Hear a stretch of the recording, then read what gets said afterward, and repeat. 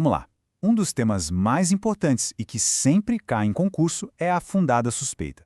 É um conceito decisivo nas abordagens policiais. Então vamos direto ao ponto, analisar o que a lei e principalmente os tribunais exigem para que uma busca sem mandado seja considerada legal.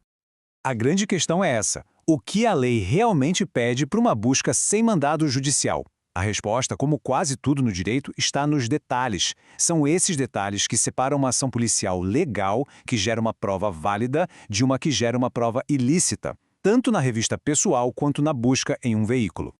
Bem, o ponto de partida de tudo é o conceito de fundada suspeita. E a palavra mais importante aqui é objetiva. Não se baseia em intuição, em tirocínio policial, em achismo. A suspeita tem que ser baseada em fatos concretos, em coisas que podem ser observadas e, mais importante, justificadas depois, é uma proteção contra abordagens arbitrárias. A base legal para isso está lá no artigo 244 do Código de Processo Penal. Ele autoriza a revista pessoal sem mandado. Mas, olha só, a condição é muito clara, tem que existir uma fundada suspeita. E por ser um ato administrativo, a decisão do policial ali na hora precisa ser fundamentada em fatos, não em suposições e ligada a um risco real e imediato. Agora, olha que interessante essa comparação. Aqui fica bem clara a linha que os tribunais desenham entre o que é um fato objetivo e o que é um critério subjetivo e proibido. Ver alguém fugindo da polícia, um objeto suspeito à mostra, uma movimentação que parece muito com tráfico, isso são suspeitas válidas. Agora, uma atitude suspeita, isso não quer dizer nada. O histórico criminal de alguém, sozinho, também não justifica. E claro, qualquer critério discriminatório é totalmente ilegal. Então, o ponto crucial, o que precisa ficar gravado é isto: o princípio da individualização. A suspeita não pode ser genérica, não pode ser sobre um grupo de pessoas ou sobre um bairro inteiro. Ela tem que ser direcionada a uma pessoa específica por razões objetivas e concretas ligadas àquela pessoa. Vamos avançar um pouco e ver como essa lógica se aplica na busca veicular. É bem parecido. Apesar de um veículo ter uma proteção de privacidade menor que a de uma casa, a busca ainda exige fundadas razões. É basicamente um sinônimo de fundado a suspeita. A regra geral é a mesma. E os tribunais têm batido muito nessa tecla. Essa decisão do STJ é um exemplo perfeito. Só porque alguém está num local conhecido como ponto de tráfico, isso, por si só, não é suficiente para justificar uma busca, nem na pessoa, nem no carro dela. Precisa de algo a mais, algo individualizado. E quando a suspeita vem de uma denúncia anônima? Essa é uma questão clássica de prova. A polícia recebe a denúncia e já pode sair abordando? A resposta não é um simples sim ou não. Na verdade, existe todo um procedimento que é obrigatório. Olha só, esse processo é obrigatório. A denúncia anônima, ela serve como um ponto de partida, um alerta, mas ela nunca, jamais, é uma autorização para agir.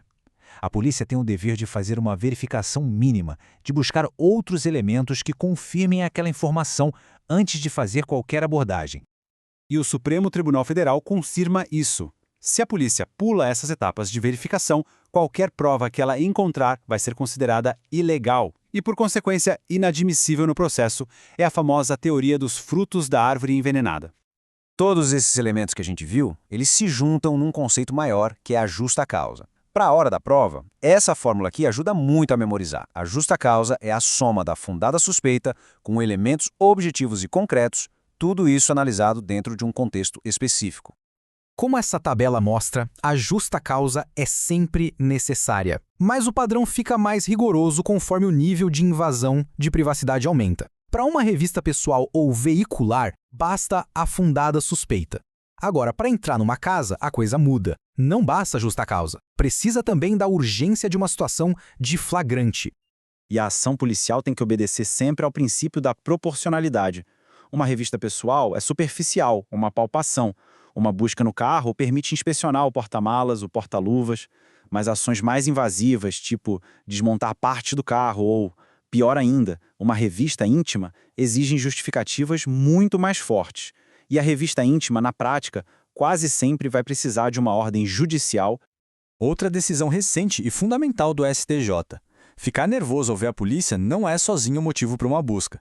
É considerado uma reação humana super comum e não um indício de que a pessoa está cometendo um crime. E aqui o Supremo esclarece o status legal dos veículos.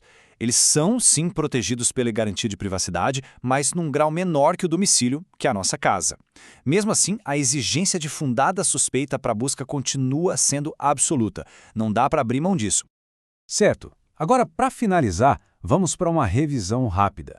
Como é que esses conceitos aparecem em questões de concurso? É a hora de testar o que a gente viu. Primeira questão. Vamos pensar no que constitui uma suspeita objetiva e imediata. Uma denúncia anônima mais o histórico criminal da pessoa, isso é suficiente? A resposta é falso. Os pontos cruciais aqui são, primeiro, a necessidade de verificar a denúncia antes e, segundo, o fato de que crimes do passado não criam, sozinhos, uma suspeita concreta no presente. Segunda questão, agora focando na diferença entre veículos e residências. Qual é o nível de proteção de cada um? Falso de novo. É importante lembrar dessa distinção. Para busca em veículo, não precisa de mandado judicial, mas a justa causa, ou seja, a fundada suspeita, é obrigatória, é indispensável. Sem ela, a busca é ilegal. E a última questão.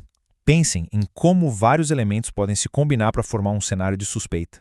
Essa é geralmente considerada verdadeira. A chave aqui é a sinergia, a combinação de múltiplos fatores objetivos num contexto real. Um elemento sozinho é fraco, mas a soma deles pode sim justificar a abordagem. Para resumir os pontos essenciais para a prova, primeiro, a suspeita tem que ser concreta, objetiva e individualizada. Segundo, denúncia anônima exige verificação prévia. Terceiro, justa causa é o padrão mínimo para qualquer ação do Estado que invada a privacidade. Quarto, a proporcionalidade define até onde a busca pode ir. E, por fim, a prova que vem de uma busca ilegal é nula, inadmissível. E isso nos leva a uma reflexão final. A lei estabelece um padrão bem claro, mas o grande desafio está na aplicação disso no dia a dia, na busca por um equilíbrio entre um policiamento eficaz e o respeito aos direitos individuais de cada cidadão.